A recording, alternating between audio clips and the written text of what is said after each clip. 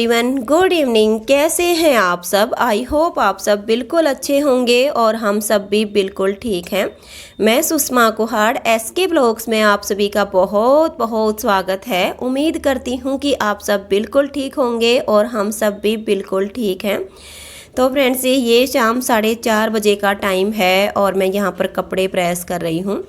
और वैसे तो ये कपड़े मैंने कई दिन पहले धोए थे, लेकिन तबीयत ख़राब थी तो प्रेस नहीं कर पाई थी। और अभी मैं आधे से ज़्यादा कपड़े प्रेस करके और फिर आप सबके साथ बैठकर थोड़ी सी देर बात करूँगी, क्योंकि अगर एक साथ कपड़े प्रेस करूँगी तो कमर में दर्द हो जाएगा। बहुत सारे कपड़े हैं और आज मैंने सुबह से व्लॉग स्टार्ट नहीं किया था, क्योंकि कई दिनों से घर में साफ़ सफाई का काम ढंग से नहीं हो पाया था और मुझे बिल्कुल भी अच्छा नहीं लग रहा था।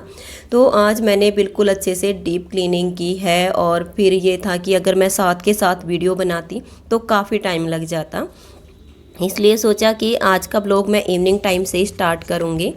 तो अभी ये थोड़े से कपड़े प्रेस कर लेती हूँ और फिर आप सबके साथ बैठकर थोड़ी सी देर बात करूँगी।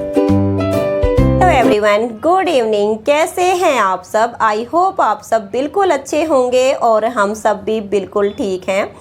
और अब शाम के 5 बज चुके हैं। आधे कपड़े प्रेस हो गए हैं और आधे अभी भी बचे हुए हैं। सोचा कि पहले आप सबके साथ बैठकर बात कर लेती हूँ, क्योंकि एक तो आज मैंने सुबह से ब्लॉग की स्टार्टिंग नहीं की थी और इवनिंग टाइम में भी खाने का प्रोग्राम आज जेठ जी के घर पे है, क्योंकि आज जेठ के बेटे का जन्मदिन है तो छोटी सी पार्टी रखी गई है। तो फिर मैंने सोचा कि शायद वीडियो के एंड में मैं आप सबके साथ कोई बात ना कर पाऊँ, तो पहले ही कर लेती हूँ। अगर वीडियो का ऐसे ही एंड करना पड़ा तो फिर आप सबसे नहीं मिल पाऊँगी। तो फ्रेंड्स, ये बताइए आप सब कैसे हो? और आज तो मेरी भी तबीयत बिल्कुल ठीक है। ये है कि थोड़ा सा यहाँ से लेकर और यहाँ तक ऐसा हो गया है जैसे अंदर जख्म हो गई हैं नज़ले की वजह से। इनको ठीक होने में तो 4 से 5 दिन का टाइम अभी और लगेगा। और मेरी आवाज़ से भी आप सब अंदाज़ा लगा सकते हो कि गले में थोड़ी सी प्रॉब्लम है, लेकिन अब ये है कि धीरे धीरे ठीक हो जाएगा। और इसकी मैं कोई दवाई नहीं लेती हूँ, क्योंकि पहले पहले मैंने इसकी बहुत सारी दवाइयाँ खाई हैं। दवाइयाँ खाने से क्या होता है कि ये एक बार तो रुक जाता है और फिर जल्दी जल्दी होने लग जाता है। तो फिर 1-2 साल से मैंने ऐसा किया है कि मैं दवाई नहीं ले रही हूँ।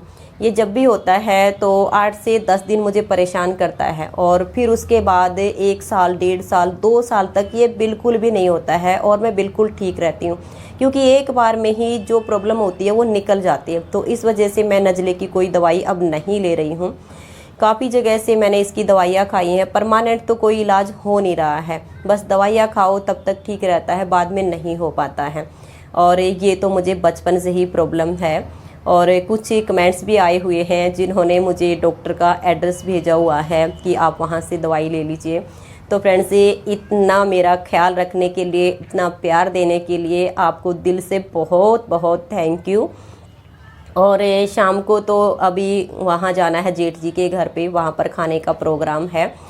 और इससे पहले मैंने 2-3 वीडियो अपनी भाषा में अपलोड की हैं। हमारी हरियाणवी भाषा बिल्कुल खड़ी बोली है और ये सबको समझ में नहीं आती है। जो हरियाणा से हैं या कि जिसके कुछ रिश्तेदार हैं हरियाणा से, वो इस भाषा को कुछ हद तक समझ लेते हैं, लेकिन कुछ स्टेट ऐसी हैं जहाँ पर हमारी इस भाषा को कोई भी नहीं समझ पाता है। तो वहाँ से कमेंट्स आए हुए हैं कि आपकी जो बोली है वो हमें अच्छी लगी, लेकिन समझ में नहीं आया कि कौन क्या कह रहा है।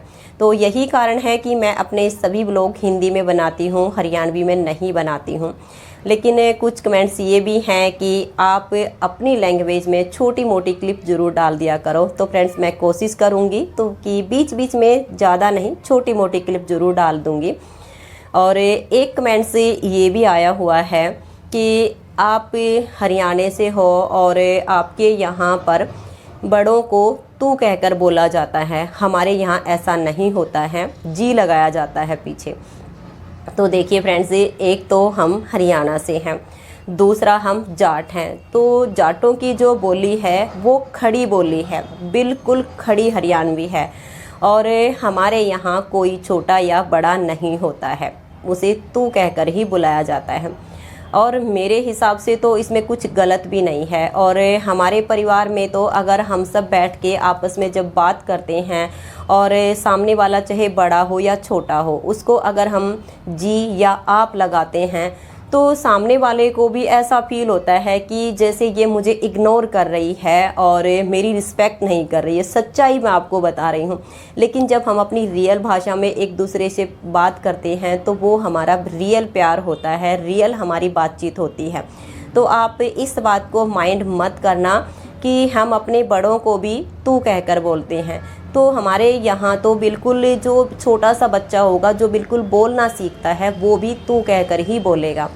और अगर आप सब थोड़ा सा भी ये सोचोगे कि तू कहना कोई बुरी बात नहीं है, क्योंकि ये तो हमारी बोली है और हमारा कल्चर है यहाँ का। लेकिन अगर हम भगवान को भी बुलाते हैं तो एक तू ही निरंकार है, तेरा ही सहारा है। उसे हम कभी भी नहीं कहते हैं कि हे भगवान आपका ही सहारा है। क्या कभी किसी ने ऐसा सुना है कि कोई ऐसा बोलता होगा कि हे भगवान आपका ही सहारा है? नहीं, क्योंकि जहाँ आपका आ जाता है वहाँ पर एक परायापन सा लगता है हमें तो। और जहाँ पर आता है कि तेरा, तो वो हमें अपनापन लगता है। और परमात्मा के साथ भी हम अपना यही रिश्ता जोड़ते हैं कि हे परमात्मा तेरा ही सहारा है, तू ही एक निरंकार है, तू ही सबका मालिक है। तो जब हम भगवान के लिए तू शब्द का इस्तेमाल करते हैं तो क्या हम इंसान भगवान से बड़े हैं? भगवान ही सर्वोपरि है। जब भगवान के लिए तू शब्द का इस्तेमाल हो सकता है तो हमारे लिए तो फिर कुछ भी नहीं है। मेरे हिसाब से तू शब्द ही सबसे अच्छा है, इसमें कोई बुराई नहीं है। तो फ्रेंड्स, आप इन सब बातों को माइंड मत करना। कभी कभी बीच बीच में मैं अपनी लैंग्वेज में एक छोटी मोटी क्लिप ज़रूर डाल दूँगी जिसमें हमारी रियल बातचीत होगी, लेकिन उसमें हमारी जो बातचीत होगी वही तू, तेरा, तुम यही होगा। हमारे यहाँ आप शब्द नहीं लगाया जाता है, जी नहीं लगाया जाता है। और हमारे यहाँ बड़ों का सम्मान किया जाता है, उनकी इज्जत की जाती है, उनकी सेवा की जाती है। हमारे हरियाणा की यही सबसे बड़ी प्राथमिकता है।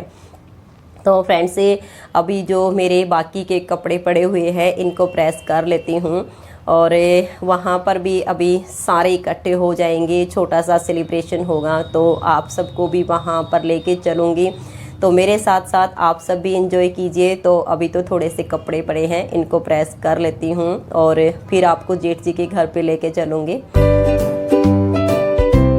तो फ्रेंड्स, ये शाम 6:30 बजे का टाइम है और मेरे सारे कपड़े प्रेस हो गए हैं। तो अब इनको मैं अलमारी में सेट कर दूँगी और कुछ कपड़े तो हैंगर में लगाकर सेट कर दूंगी और कुछ मैं ऐसे ही रखूंगी, क्योंकि मेरे पास से हैंगर कम पड़ गए हैं। ये अलमारी ज़्यादा बड़ी है और हैंगर कम है। मेरी वाली अलमारी के हिसाब से इतने ही काफ़ी थे, तो मुझे कम से कम 1 दर्जन हैंगर और मंगवाने होंगे।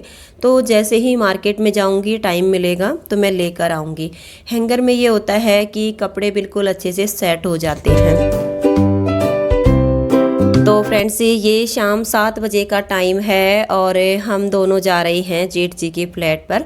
और मेरी सास, मेरी ननंदे, मेरी ननद की पोतियाँ, ये सब तो पहले ही चले गई थे और मैं उस टाइम पे कपड़े प्रेस कर रही थी। फिर ये भी बाहर घूमने के लिए गए हुए थे, तो मुझे ये था कि जब ये आ जाएंगे तो मैं इनके साथ ही चली जाऊँगी। तो अब हम दोनों वहाँ पर जा रहे हैं, तो चलिए आप सबको भी वहीं पर लेकर चलती हूँ। फ्रेंड्स, हम मेरे जेठ जी के फ्लैट पर पहुंच गए हैं और जैसे ही हमने मेन गेट से एंट्री की तो ये देखिए, यहाँ पर ये छोटे छोटे बच्चे ज़मीन पर बैठकर कैसे खाना खा रहे हैं। क्योंकि फ्रेंड्स, ये बच्चे दिल के सच्चे होते हैं, बहुत ही मासूम होते हैं। बच्चों में कोई दिखावा नहीं होता है, कोई छल कपट नहीं होता है।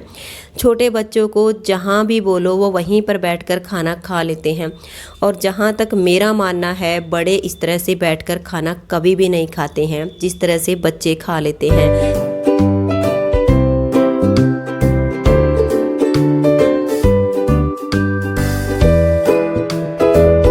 तो फ्रेंड्स, अब ये रात 8:15 बजे का टाइम है। खाना पीना सबका हो गया है और अब केक काटने की तैयारी हो रही है। और आज मेरे बड़े जेठ के छोटे बेटे संदीप का जन्मदिन है। संदीप की अभी शादी नहीं हुई है, तो फर्स्ट वाली चेयर पे संदीप बैठा हुआ है और सेकंड वाली चेयर पे बीच वाले जेठ का बड़ा बेटा मंजीत बैठा हुआ है। मंजीत की शादी हो चुकी है, तो यहाँ पर मंजीत की वाइफ है और बड़े जेठ के बेटे रवीन की वाइफ है। तो इन सब ने मिलकर यहाँ पर केक काट लिया है। और जब केक काट लिया था तो बाद में यहाँ पर मेरी सास, मेरी ननंद, मेरे जेठ जी और बाकी सब घर के जो मेंबर्स थे वो यहाँ पर इकट्ठे हो गए हैं। तो फ्रेंड्स, आप सभी हमारी इस फैमिली के साथ एंजॉय कीजिए। और सत्संग में तो यही बताया जाता है कि जन्मदिन तो उसी दिन होता है जिस दिन हमारा जन्म होता है, उसके बाद तो हम बूढ़े होते चले जाते हैं। हर साल हमारी उम्र में से 1 साल कम होता चला जाता है। तो हमारी उम्र जो है वो बढ़ती नहीं है, हर साल घटती है। तो जो भी हमारा 1 साल पीछे बीत जाता है, आने वाले साल में हमें पिछले साल का चिंतन करना चाहिए, सोचना चाहिए कि पिछले साल में हमने कितने अच्छे कर्म किए हैं, कितने बुरे कर्म किए हैं, क्या कमाया है, क्या नहीं कमाया है, क्या खोया है, क्या पाया है। जब इंसान इन बातों का चिंतन करने लग जाएगा तब वो ना तो वाणी से गलत बोलेगा, ना विचारों से गलत करेगा, कुछ भी वो गलत नहीं करेगा, अपने जीवन में वो अच्छा ही अच्छा करेगा। तो फ्रेंड्स, यहाँ पर मैं तो आप सबसे इतना ही कहना चाहूँगी कि जन्मदिन का क्या महत्व होना चाहिए। जब भी जन्मदिन आता है तो उसे ज़रूर मनाना चाहिए, लेकिन उस दिन के बाद हमें ये भी सोचते रहना चाहिए कि जो हमारा पीछे साल बीत गया है वो कैसा था, उसमें हमने कितनी गलतियां की हैं। तो आने वाले साल में हम कोई गलती ना करें, उन गलतियों को तो बिल्कुल भी ना दोहराएं जो पहले हो चुकी हैं।